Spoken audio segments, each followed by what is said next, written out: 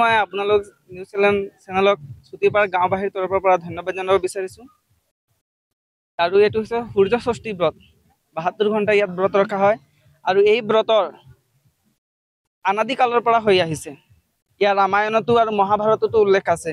সীতা দেৱী দ্ৰৌপদী আদিও এই ব্ৰতটো কৰিছিল।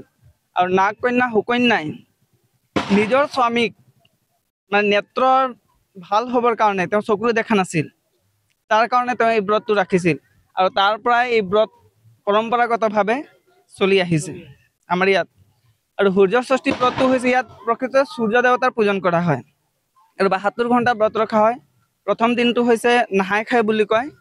সেইদিনা ব্ৰতীসকলে শুদ্ধ আহাৰ বনাই আহাৰ গ্ৰহণ কৰি ব্ৰতটো ৰাখে আৰু পিছদিনা গোটেই দিন যায়।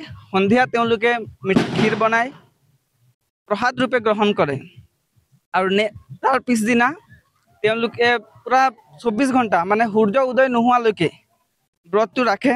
সন্ধিয়া ইয়াত আজি আপোনালোকে চাইছে পূজন হৈ আছে, তেনেকৈ পূজন হয়। নেক্সট মৰ্ণিং আকৌ তেওঁলোকে কি কৰে, সূৰ্য দেৱতাক অৰ্ঘ্য দিয়ে। অৰ্ঘ্য দিয়াৰ পিছতে তেওঁলোকৰ ব্ৰতটো সম্পূৰ্ণৰূপে হেৰি হয়। আৰু যোৱা বছৰতো আমি বহুত ধুমধামকৈ এই ব্ৰত উৎসৱ পালন কৰি আহিছোঁ, কিন্তু এইবাৰ আমি কোনো সাংস্কৃতিক অনুষ্ঠান ৰখা নাই। যিহেতু আপোনালোকে জানে আমাৰ প্ৰিয় শিল্পী জুবিন দা আমাৰ মাজত নাই। তেওঁৰ প্ৰতি আমি শ্ৰদ্ধা জনাই আমি সাংস্কৃতিক অনুষ্ঠান বৰ্জন কৰিছোঁ। যিটো নিয়ম নীতি বিধান হ'ব লাগে সেই নিয়ম নীতি মতে পূজা অৰ্চনা হৈ আছে আৰু কেৱল ভক্তিমূলক গীত জুবিন দাৰ গান এইটোহে ইয়াত আমি বজাইছোঁ আৰু কোনো সাংস্কৃতিক অনুষ্ঠান আমি ৰখা নাই। ৭২ ঘণ্টা পালন কৰে। ৭২ ঘণ্টাৰ পিছত ৩৬ ঘণ্টা মানে পহিলা আপোনাৰ ২৪ ঘণ্টাৰ পিছত সন্ধিয়া কিবা এটা মিঠা বস্তু খায়।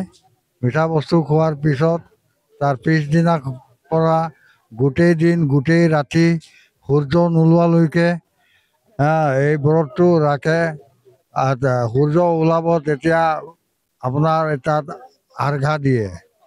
আৰ্ঘা দিয়াৰ পিছত এই চবেই ঘৰা ঘৰি যায়। ঘৰা ঘৰি গৈ তেতিয়া আপোনাৰ কিবা এটা আহাৰ জলপান খাব।